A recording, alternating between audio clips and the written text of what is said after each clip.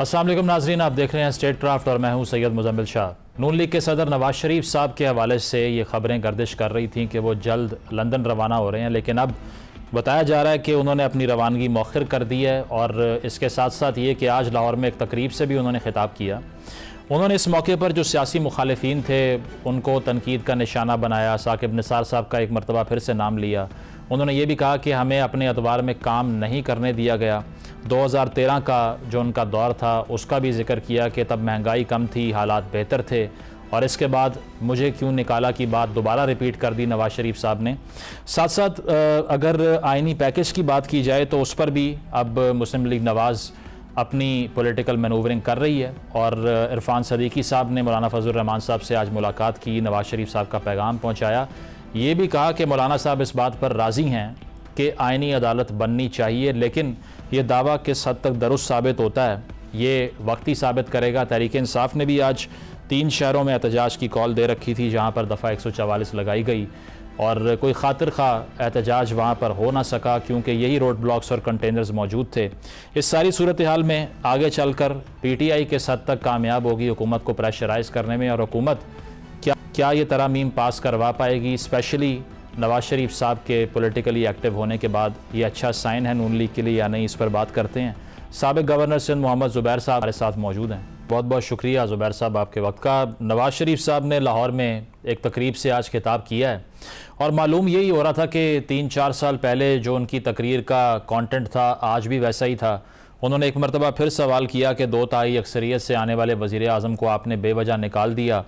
Nostalgia भी दिखाई दिया। उन्होंने कहा कि चीज़ें बहुत सस्ती थीं, बिजली अफोर्ड करना बहुत आसान था, ऑरेंज ट्रेन की हमने बुनियाद रखी, दीगर मंसूबे लगाए। तो क्या लगता है आपको कि नवाज शरीफ साहब अब भी यही समझते हैं कि जो उनकी 2013 की हुकूमत थी जिसका आप भी हिस्सा थे, अब यूनिक सेलिंग पॉइंट सिर्फ वही रह गया, उसके बाद आने वाले जो 2 अदवार हैं PDM के उसको इतना मेंशन नहीं करते? वो बिल्कुल भी नहीं मेंशन करते हैं, इतना तो क्या बिल्कुल भी नहीं मेंशन करते हैं। और मेरा ख्याल है थोड़ा सा रियलिटी में आना चाहिए, क्योंकि अवाम जो है उसको अगर अप्रिशिएट भी करें कि जी जब वो थे तो उस वक्त अच्छे हालात थे और मीशत ग्रो कर रही थी, लेकिन उसके बाद जाहिर सी बात है हालात बदल चुके हैं। अगर तो अभी PTI की गवर्नमेंट आती और आप अभी आए होते 6 महीने जैसे अभी हो चुके हैं प्रेजेंट हुकूमत को आए हुए, but that's not the reality. दूसरे तरीके से देखा जाए तो PTI की हुकूमत को गए हुए 2.5 साल हो चुके हैं। 3.5 साल तो उनको पूरे मिले थे, तो 2.5 साल तो आपके गुजर चुके, और 2.5 साल में आप इब्तिदा ही नहीं करने के लिए तैयार हो रहे कि जी आपकी अभी कोई रिस्पॉन्सिबिलिटी है कि 2.5 साल में आपने वो फैसले किए हैं जो आपको करने चाहिए थे। मीशत के लिए ख़ास तौर पर अगर हम कहें कि जी चैलेंजेस थे, लाइक फॉर एग्जांपल कि आपने निजकारी के अमल को आप खुद कहते हैं कि जी बहुत ज़्यादा इंपॉर्टेंट है, तो अगर आप 2.5 साल में बता दें और ख़ास तौर पर वो 16 महीने में एक small step, 1 small step power sector को ठीक करने के लिए उस 16 महीने में आपने क्या इकदाम उठाए, वो आप मान लिया कि जी इमरान खान बहुत बुरी हालत में छोड़ के गए थे, लेकिन आपने 16 महीने की हुकूमत में कौन सा स्टेप उठाया था?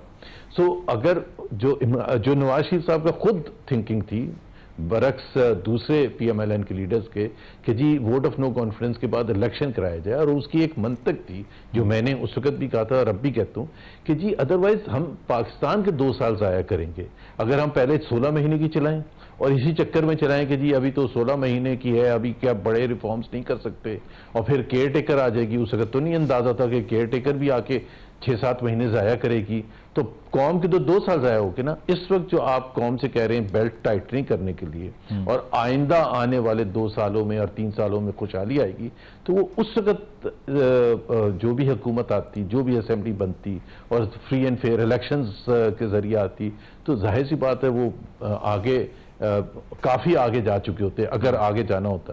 सो there is nothing to show from the PDM government. तो उसका जाहिर है जिम्मेदार जहां आप PTI को करार देते हैं वहां आप अपने भाई से भी सवालात पूछें कि आपने पावर सेक्टर को ठीक करने के लिए, टैक्स सेक्टर को ठीक करने के लिए, एजुकेशन को ठीक करने के लिए, पॉपुलेशन कंट्रोल को कंट्रोल करने के लिए क्या किया। ये बुनियादी चीज़। जुबैर साहब, लेकिन देखें ना, ये इसके अलावा वो ये भी बात कर रहे थे कि ये जलसे और धरनों की सियासत ने बहुत नुकसान पहुंचाया, मेरी हुकूमत को चलने नहीं दिया।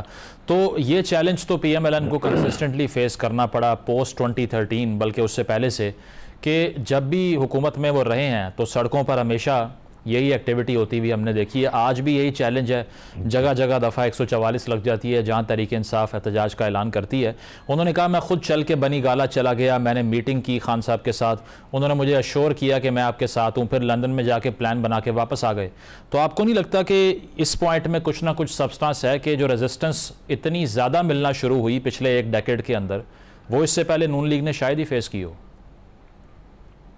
2022 में के शुरू में जब तक ये बात होती थी तो उसका बहुत रेलेवेंस था और बहुत लॉजिक थी। पहली बात तो ये कि हमें शुरू करना चाहिए कि पाकिस्तान में क्या कानून है, क्या आइन है, क्या इजाज़त देता है, क्या नहीं इजाज़त देता।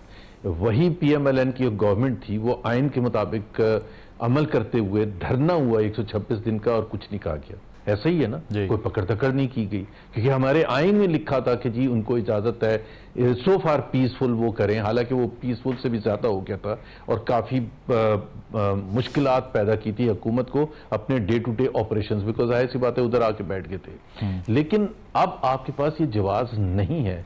इसलिए नहीं है कि जो 3.5 साल थे PTI की हुकूमत के, उसमें मुजम्मिल मैं वो उस हरावल दस्ते में शामिल था जो मरियम नवाज लीड कर रही थी और हर जलसे में मैं मौजूद था। दर्जनों जलसे हुए 2019 से लेके 2022 के शुरू तक, दर्जनों पूरे पाकिस्तान में, गिलगित बल्तिस्तान, आज़ाद कश्मीर में। कभी एक जलसे में मुझे बता दें सेक्शन 144 लगा था। एक में ये बता दें कि जी ये टाइम होगा आपका शुरू करने का और ये टाइम होगा आपका खत्म करने का। These are draconian authoritarian measures।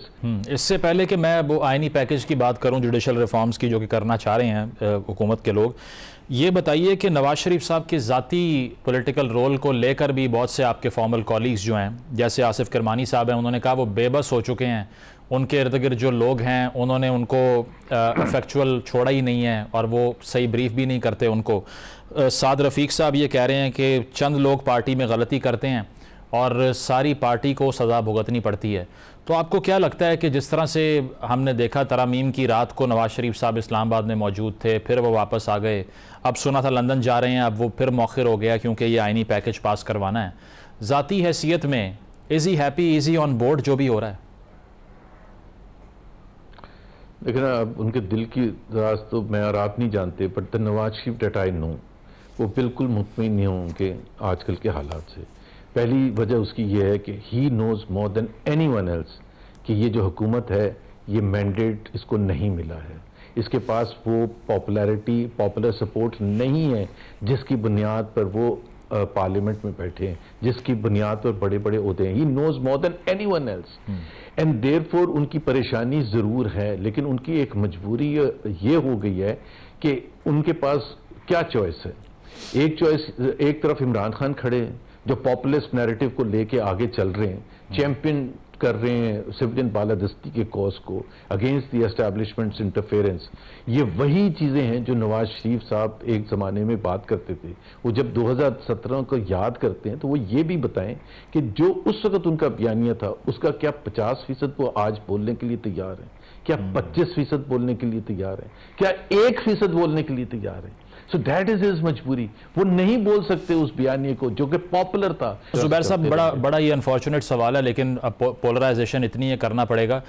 कहा यह जा रहा है कि इस वक्त या तो आप पार्लियामान के साथ खड़े हैं या जुडिशरी के साथ खड़े हैं। उसकी वजह है कि पार्लियामान की भी बेतौकीरी हो गई, 10-12 MNAs वहाँ से अरेस्ट हो गए, जो सब कुछ हुआ था।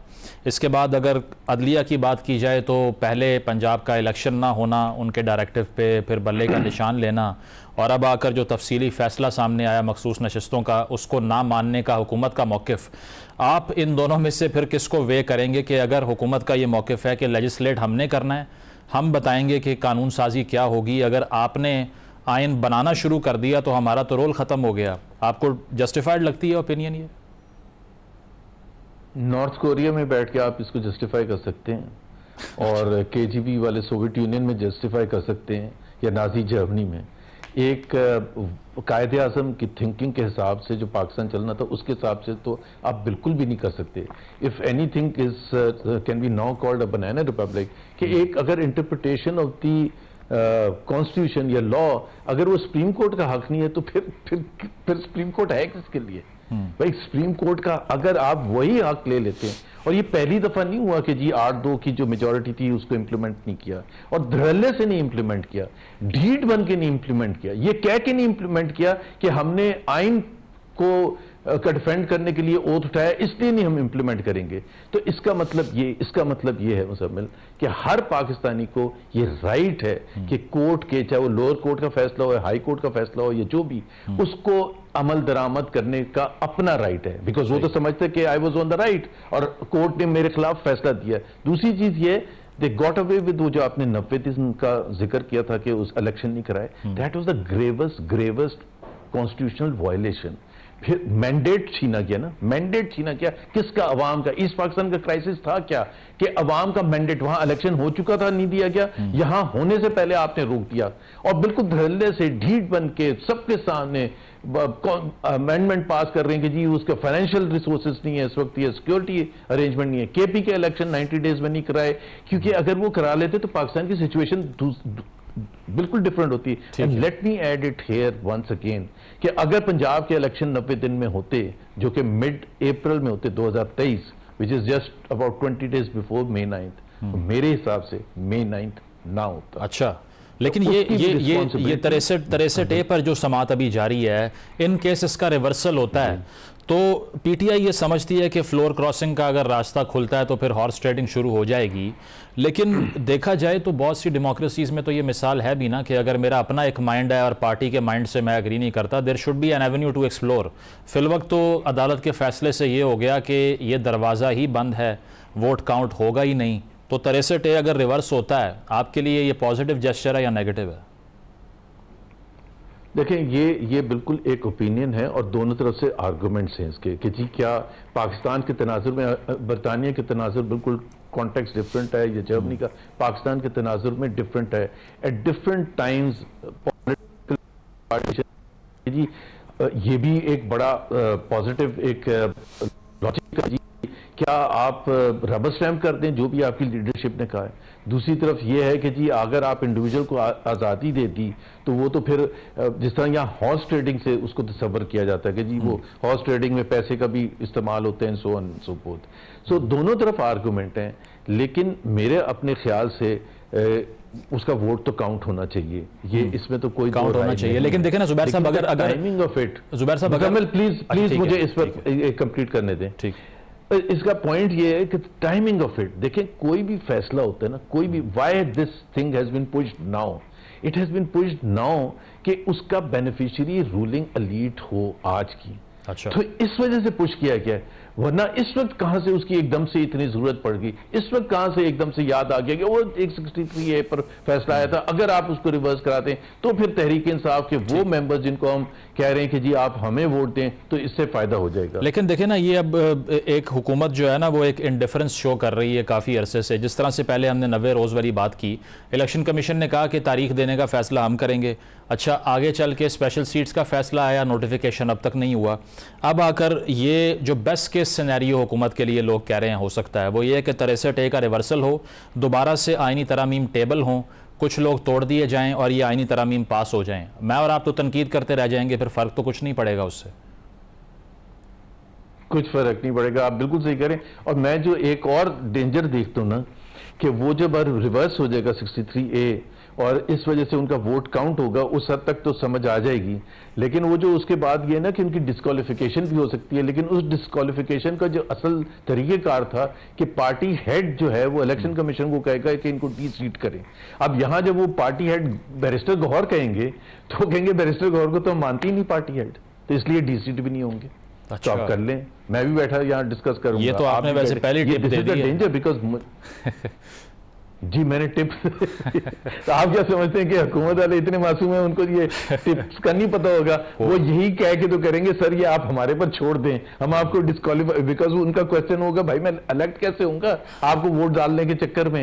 आप तो फायदा उठा के बैठ जाएंगे, मैं डिस्ट्रीट हो जाऊंगा। वो कहेंगे जी आज भी जो इलेक्शन कमीशन का ऑफिशियल पोजीशन है कि barrister Gohar is not the chairman of the party, so आप कर लें जो करना है। नहीं, ये वाकई मनूवर आपने बहुत जो है वो रूथलेस किस्म का बता दिया। लेकिन एक शख्सियत जिससे इस वक्त हुकूमत और पीटीआई दोनों ज़रा खौफजदा हैं वो मौलाना साहब हैं, क्योंकि दोनों ये समझते हैं कि जिसके कैंप में ये गए वहाँ का पलड़ा भारी हो जाएगा। उन दोनों को तो प्रेशर में बोलना इतना पॉसिबल नहीं है, but how do you see his politics के वो कह रहे हैं कि इलेक्शन भी नए करवा लीजिए, कभी वो कहते हैं कि तरमीम ठीक है होनी चाहिए लेकिन तरीक़ाकार ठीक नहीं है। किस तरफ जाएंगे, किस कैंप में जाएंगे?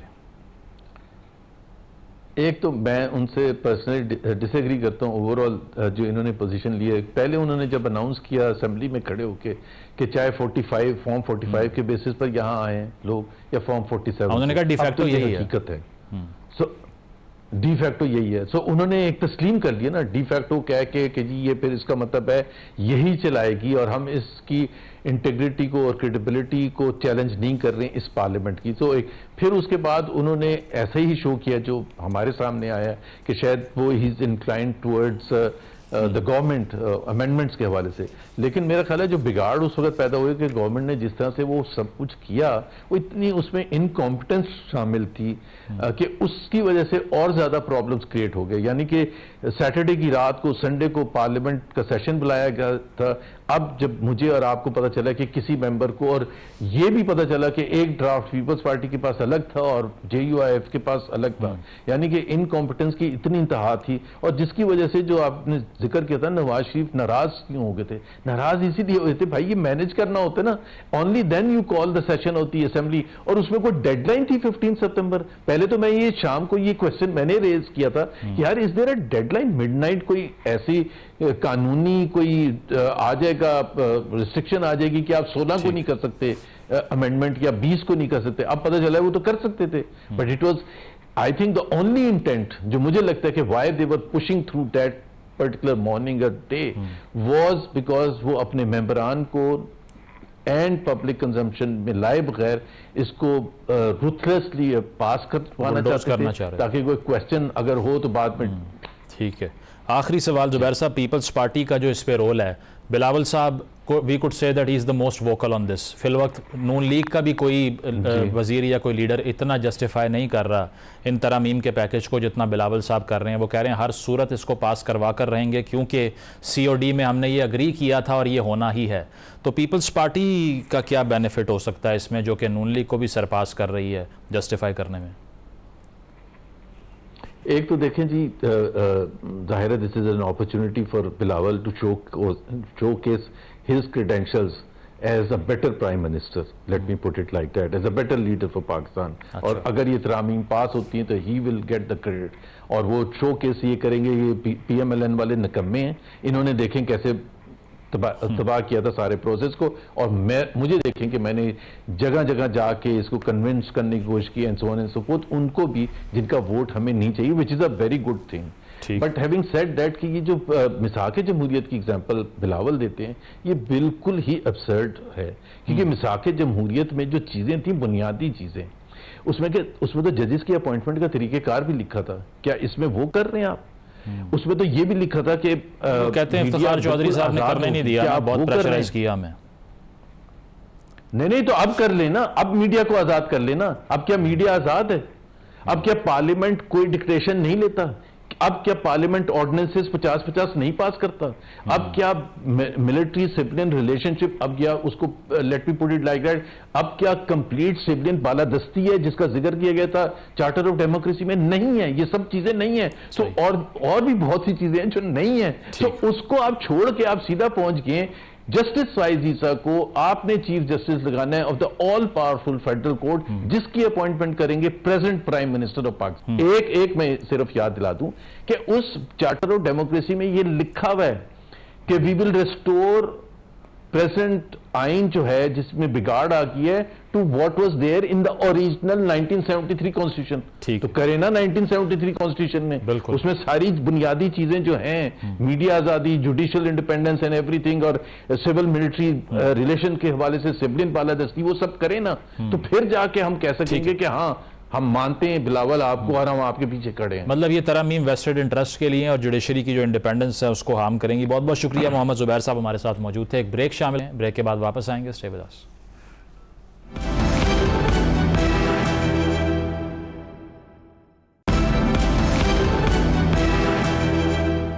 वेलकम बैक नाजरीन। इस्माइल हनिया और हसन नसरुल्लाह को टारगेट करने के बाद ईरानियन रिस्पांस भी सामने आ गया और 200 के करीब मिसाइल्स कल रात फायर किए गए इसराइल की तरफ। बताया यह गया कि 3 फौजी अड्डों को निशाना बनाया गया तेल अवीव में और हाइपरसोनिक बैलिस्टिक मिसाइल्स का भी इस्तेमाल किया गया। और अब ये कहा जा रहा है अमेरिका की तरफ से भी कि जल्द इसराइली रिस्पांस भी आ सकता है।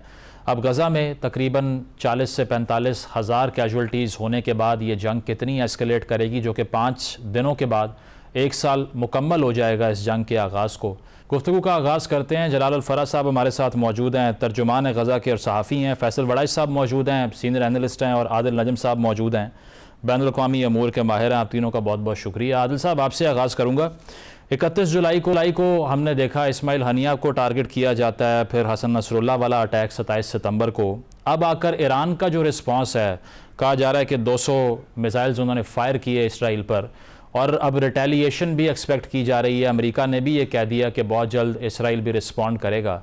किस तरफ जा रही है सूरत हाल? एस्केलेट कर रही है या फिर ये वही चेन ऑफ इवेंट्स हैं जो कि असैसिनेशंस इसराइल ने की और उनका ये जवाब आना ही था और इसके बाद कुछ नहीं होगा? How do you see this? यार, कुछ नहीं होने वाली कैफियत से तो हम बहुत पहले गुजर चुके हैं। एस्केलेट ये कर चुकी है। हम हर वाकये के बाद ये सोचते हैं कि शायद अब कुछ शुरू होगा। हम तो जंग के बीच में और बड़े अरसे से जंग के बीच में। हम अपनी आंखें बंद करके हमने सर डाला हुआ सैंड में और हमारे अपने जो तमाशे हैं उसमें लगे हुए हैं। हमसे मुराद सिर्फ पाकिस्तान नहीं है, पाकिस्तान भी है, लेकिन पूरी दुनिया। लेकिन इस वक्त जो है हम एक बहुत बड़ी जंग के दरमियान हैं, उसके शुरू में नहीं है। और जो हमने कल देखा वो शायद ईरान की मजबूरी थी और एटलीस्ट वो इजराइल की जीत थी। ईरान की मजबूरी ये थी कि ईरान को इजराइल बड़े अरसे से कोशिश कर रहा है प्रोवोक करने की कि वो जंग की तरफ आए, क्योंकि Iran is a good target for Israel. और फाइनली ईरान के पास शायद कोई ऐसा ऑप्शन रहा नहीं इन तमाम वाकयात के बाद, चाहे वो डोमेस्टिक पॉलिटिक्स में हो, चाहे वो इंटरनेशनल में हो, कि वो जो खामोशी अब तक वो जो एक रिस्ट्रेन दिखा रहा था वो दिखा नहीं सकता था। इजराइल के लिए इसलिए कामयाबी है कि Israel has been able to provoke Iran.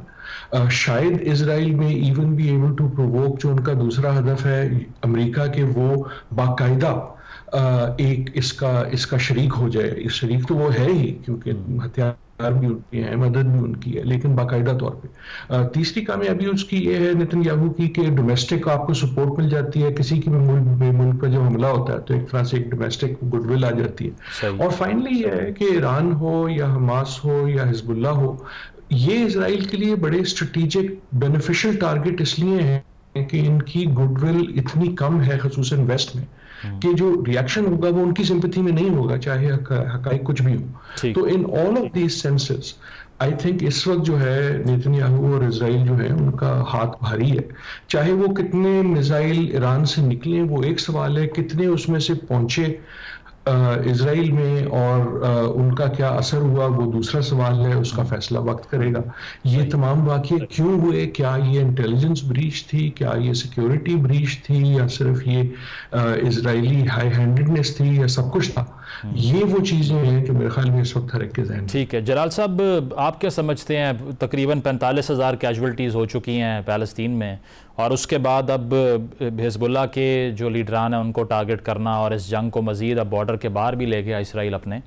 तो इस सारी सूरत हाल में जिस तरह टर्किश प्रेसिडेंट ने भी कहा कि इंटरनेशनल कम्युनिटी भी एक्शन ले सकती है, ये बिजनेस एज यूजुअली चलता रहेगा, वॉर एस्केलेट करती रहेगी, मिडल ईस्ट मज़ीद ख़तरनाक खिता बनता जाएगा इसी तरह? जी बहुत शुक्रिया जनाब। मैं आपके सवाल का जवाब इंटरनेशनल कम्युनिटी से मैं शुरू करना चाहता हूँ, जो आपने जिक्र किया है। इस वक्त सूरत हाल जो मशरिक़ वस्ती के अंदर है बिल्कुल मुख्तलिफ है, बिल्कुल चेंज हो गए। माहौल अब किसी और रुख की तरफ जा रहा है। एक साल से तकरीबन सिर्फ गज़ा का अवाम मारा जा रहा है। हमारे बहन भाई, मेरी कौम जो मुसलमान हैं, इन्हीं को मारा जा रहा है। और हमारे यही मुतालबा चलता रहा और यही बातचीत चलती रही हर टीवी चैनल पे, हर फोरम पे कि मुसलमानों को बचाया जाए। लेकिन अब शायद अब इस वक्त सूरत हाल बिल्कुल चेंज हो गई है कि अब सिर्फ मुसलमान नहीं, मुसलमान और क्रिश्चियन भी मारे जा रहे हैं, मुसलमान सुन्नी शिया भी मारे जा रहे हैं। लिबनान जैसा मुल्क, जैसा आप भी जानते हैं, पूरा दुनिया भी जानती है कि इसके अंदर मुख्तलिफ किस्म की मज़ाहिब है, कई मज़ाहिब के लोग भी हैं। तो इसराइल को अगर ना रोका गया है और इंटरनेशनल कम्युनिटी की जो आपने बात की है, अगर वो मुतहर्रिक सही तरीके से मुतहर्रिक, सही मानों में मुतहर्रिक, सिर्फ करारदादों में और मजम्मतों में ना हो, सिर्फ इजलासों में नहीं, अगर सही मुतहर्रिक नहीं हुआ तो यकीनन मज़ीद ख़तरा फैलेगी ख़ित्ते के अंदर। लेकिन ये बात मैं क्लियर करना चाहता हूँ, जिन लोगों को जो तज्ज़िया निगारों की गलत फहमी है कि बहुत कोई बड़ा जंग होगा मशरिक़ वस्ती के अंदर है या ख़ित्ते के अंदर, रीजन के अंदर है, तो मैं इनको एक चीज़ क्लियर करना चाहता हूँ, क्योंकि मेरे ख्याल में हमसे ज़्यादा तो मशरिक़ वस्ती और उससे इस रीजन के बारे में हमसे ज़्यादा कोई नहीं जानता कि हम तो उधर के हैं और छोटे बड़े हो गए इस ख़ित्ते के अंदर है।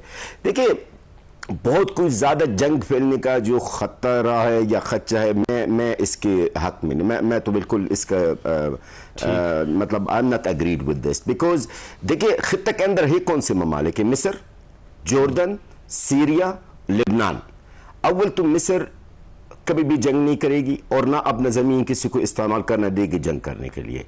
जॉर्डन सेम कंडीशन है आपका सामने, वो जो ईरानी मिसाइल है उसको भी इन्होंने गिराई है। Number 2, number 3 Lebanon, number 4 Syria. शाम के ऊपर हमला लगातार चल रहे हैं, सालों साल से चल रहे हैं, अभी से नहीं, कभी इन्होंने कोई रिएक्ट नहीं किया। तो अगर हम बहुत ज्यादा ये सोचें कि बहुत ज्यादा बड़ा खतरनाक जंग होगी वहां पर, तो मेरे ख्याल में इसका मतलब है कि हम अपनी सोच में बहुत ज़्यादा आगे जा रहे हैं। सही, ठीक है फैसल, तकरीबन 5 दिन बाद 1 साल हो जाएगा इस सारी जंग के आगाज़ को, 7 अक्टूबर को जो शुरू हुई थी। इस 1 साल के दौरान शायद ही किसी ने एक्सपेक्ट किया हो कि ये इतनी प्रोलॉन्ग हो जाएगी। आगे क्या देखते हैं? और दूसरी चीज़, नेतन्याहू की तरफ से ये कहना कि Iran will be free soon, Israel stands with you, आपकी गवर्नमेंट बहुत ईवल है लेकिन जो ईरान के लोग हैं उनके हम खैर खां हैं। तो ये भी एक पॉपुलिस्ट टैक्टिक है कि वो अपने आप को ये साबित करना चाह रहे हैं कि हमने ये ह्यूमैनिटेरियन एड में ये सारा कुछ करना है, क्योंकि ईरान के ऊपर ऐसी रजीम आई हुई है जो अपने लोगों को प्रेस कर रही है और हमने उनको आज़ाद करवाना है। जिस तरह अमेरिका कहा करता था किसी दौर में कि जहाँ भी उन्होंने अटैक करना होता था वहाँ के अवाम की इंडिपेंडेंस और डेमोक्रेटाइजेशन के लिए हम वहाँ पर फ़ौज भेज रहे हैं। एग्जैक्टली। मेरा ख्याल है कि ये जो उसने नेतन्याहू ने बात कही और ईरानियों से खिताब उसने अपने तौर पे किया, मेरे ख्याल में ईरानियों को जितना मैं जानता हूँ, पर्शियंस को, वो इस पे बहुत गुस्सा हुए होंगे, आउटरेज होगा वहाँ, क्योंकि ईरानियंस वाकई जिस चीज़ पर अगर फख्र करते हैं सबसे ज़्यादा, तो वो सार से आज़म से लेके आज तक अपने आप को एक एम्पायर की तरह और एक सिविलाइजेशन की तरह समझते हैं कि हमारी सिविलाइजेशन बहुत कदीम है। वो उस पर फख्र करते हैं, अपने कदीम हीरोज़ पर, बीसीज के हीरोज़ पर भी आज तक फख्र करते हैं। और उसके मुकाबले में वो इसराइल को कतन इस तरह नहीं समझते कि जैसे हम एक कदीम सिविलाइजेशन है, ये भी इस जगह पर उसी तरह से एक कदीम सिविलाइजेशन है। तो ये जो उसने एक पैरेलल ड्रा करने की कोशिश की है, अगर आप कभी ईरानियों से मिलें तो इस बात पे बहुत शदीद माइंड करते हैं कि वो तो इसराइली तो एक तरफ कोई भी उनको ये कहे कि हम भी आपकी तरह ही इसी तरह कदीम हैं और हम आपको सेव करना चाहते हैं, तो वो ये तो बात नहीं बनने वाली। यहाँ तक बात ठीक है कि आयतुल्लाह रजीम के बहुत से मुखालफिन हैं, लेकिन हमें ये बात नहीं भूलनी चाहिए कि वहाँ उनका बहुत बड़ा स्पेस, उनका सपोर्ट बेस ऐसा है जो कि पासदाराने इनकलाब में नजर आता है। और आप उसको इतना इजी ना लें, उसको किसी को भी इस तरह से मिसगाइड नहीं होना चाहिए कि वो ये समझे कि ये बहुत हल्की स्पोर्ट है। वो ऐसी स्पोर्ट है कि वो आखिरी दम तक लड़ने के लिए तैयार बैठी हुई है, वो इनकलाब लेकर आए हैं। और जहां तक ये बात है कि जो उसने कोशिश की उसमें कामयाब होगा या नहीं। तो आपको पता है कि जो रजा शाह पहलवी का बेटा है, उसका नाम भी रजा शाह है, मोहम्मद रजा पहलवी का बेटा रजा पहलवी, उसको तो कब से अमेरिका और इसराइल तैयार कर रहे हैं। वो इसराइल के दौरे करता रहता है, अमेरिका में होता है, फ्रांस में आता जाता है, यूरोप के कई ममालिक। वो तो पूरा एक रजीम चेंज का ऑपरेशन अमेरिका में तैयार है, और आपको पता है डॉक्टर मुसद्दक के जमाने में वो ये कर भी चुके हैं। तो वो तो इस प्लान पे हैं। इसको वो करना इस तरह चाहते हैं कि ईरान की तरफ से कोई एक्सक्यूज मिले और वो इसकी कुछ ऐसी साइट्स को हिट करें जिसमें कि आयतुल्ला रजीम बहुत एम्बैरेस हो। और आपको पता है कि जब जंग में इस तरह एक कौम, एक मुल्क, एक हुकूमत हारती है तो फिर इनकलाब लाना आसान होता है। प्रोग्राम में एक ब्रेक शामिल करते हैं, ब्रेक के बाद वापस आएंगे। स्टे विद अस।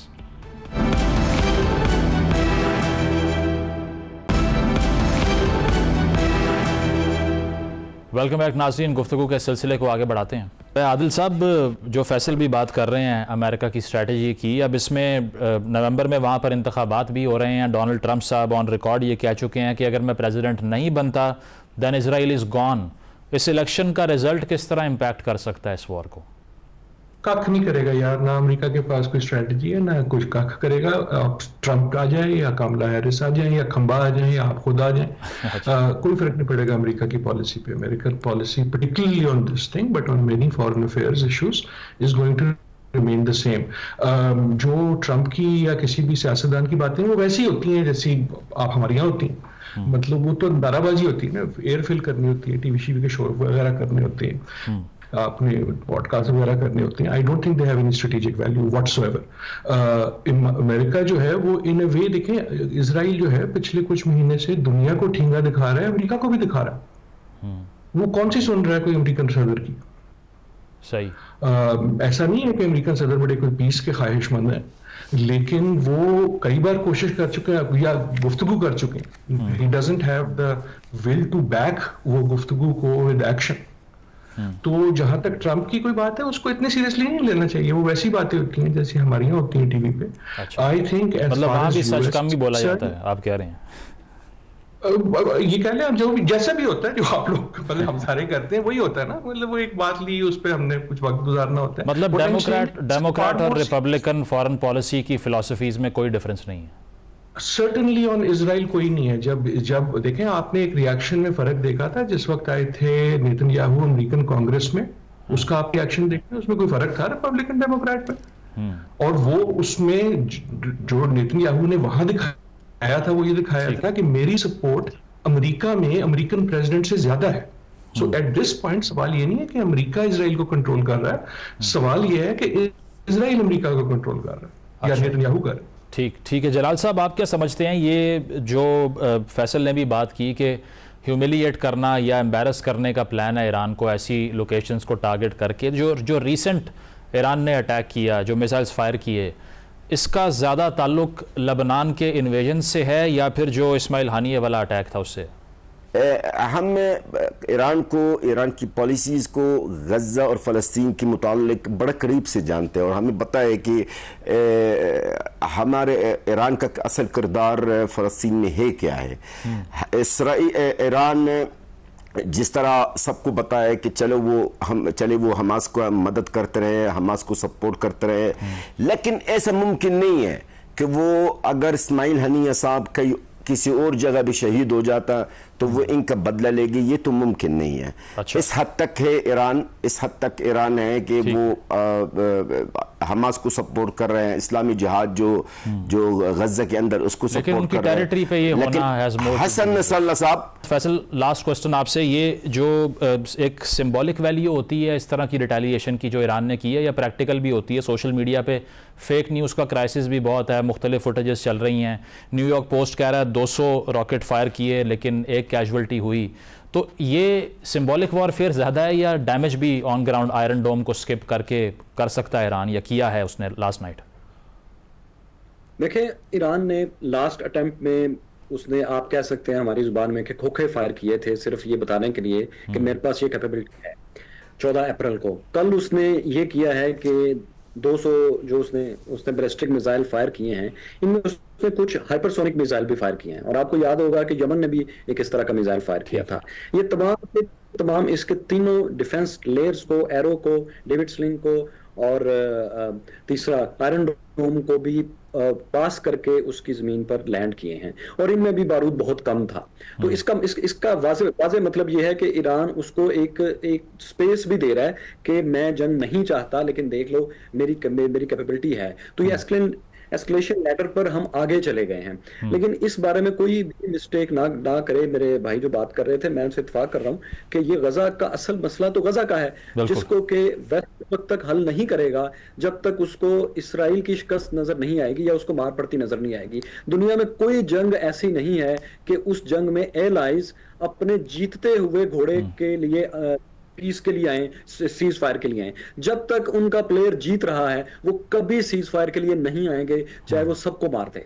लिहाजा एक ऐसी पावर जरूरी है मुस्लिम वर्ल्ड में या फिर किसी भी इस तरफ जो इसराइल को चेक करे, तो फिर ये सीज फायर की तरफ आएंगे। कोई मिस्टेक नहीं करे कि ये तो वेस्ट जो बात कर रहा है सीज फायर की उसमें सीरियस भी है, वो बिल्कुल सीरियस नहीं है जब तक।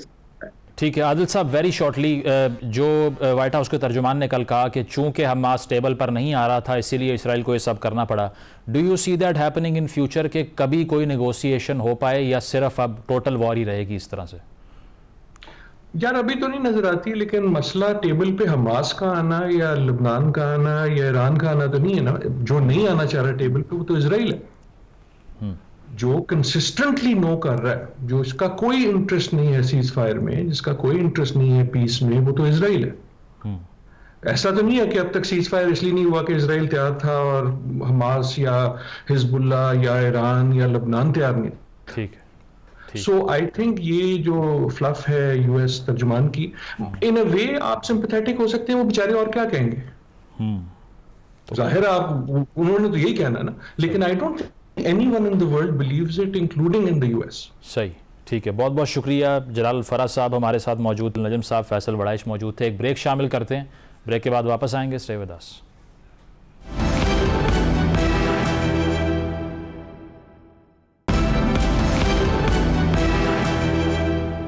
नाज़रीन, प्रोग्राम आपने मुलाहिज़ा किया, फीडबैक ज़रूर दीजिएगा। इजाज़त दीजिए, अल्लाह हाफ़िज़।